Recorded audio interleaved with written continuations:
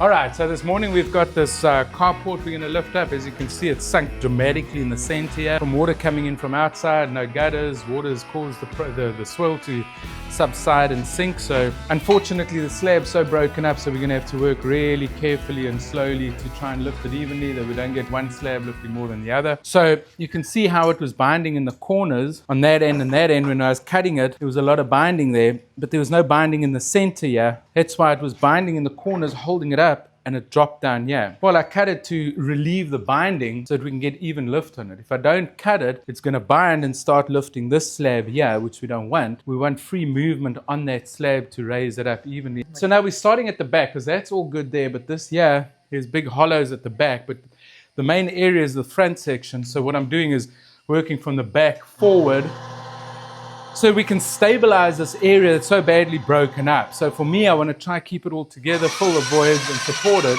before we get to the front, where we really got to do some good lifting. Yeah, well, apparently Connie said they had armadillos, so we're busy filling up Armadillo's house right now. They had a condo and a disco. Wow, okay. Yeah, that's filling up your armadillo hole. It's done about a turn and a half, I think. Eric? Starting to lift. There we go, there we go, there we go. Okay, Eric, give some foam. You'll see both dials are moving more or less at the same time, which is perfect. See that? Oh, yeah. So that means, okay, Eric.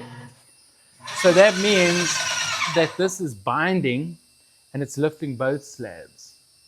You see what I mean? Yes, because yes, I'm concerned about that breaking and moving independently, but this is so bound up here that both of them are moving at the same time.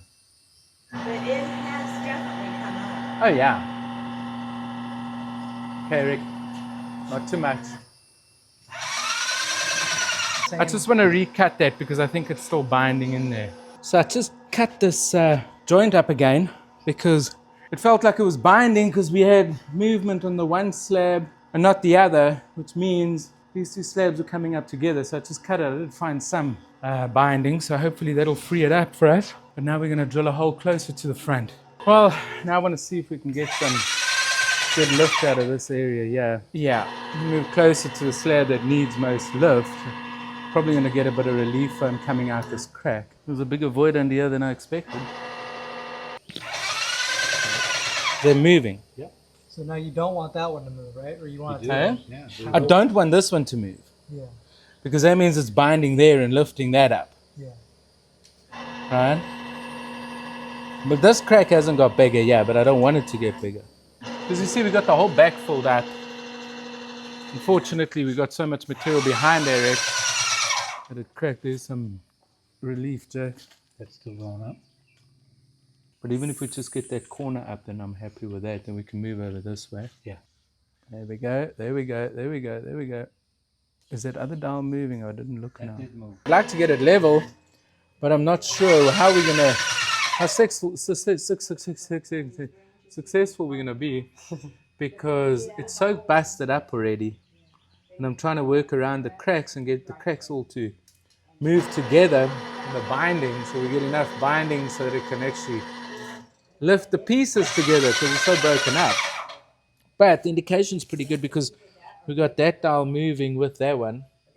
So which means that it's binding in the cracks, which is good. If we can just maintain that and get enough material underneath it, we should get good lift out of it. And that one hasn't moved at all, which is good because that means that's not lifting. Drilled another hole closer to the center. Got a lot of lift out of this slab, but it's still low in the center there. So we drilled another hole closer to where it's dropped the most, but I'm going to try and keep those two slabs together where it's broken there, which has worked out fine so far. And it's come right up on that corner there. So now it's just this dip here, which we're going to try and do our magic. It's getting there. There's just so many voids underneath here from the armadillos. And from us raising, and it solidifies. And then there's a raising gap. and making its own gap. You think so? No, the needle's going Well, clockwise. just give it time to rest. Yeah, It's funny because I can't imagine we'll come under here without popping out the seam here. I know. You got material coming up behind you. I do? Yeah. A lot? No, it's just squeezing up through the crack. Got some foam at the back. We actually got lift in the front there on the dials while pumping back here. So we got the slab to come up from foaming at the back. And now I want to move forward again. So we'll keep moving backwards and forwards for a bit. Moving already, see that? Yep. That's good. Because we've got a lot of holes around here. Let's keep going until it starts moving. Keep going, keep going. Okay. Yeah, it's moving well.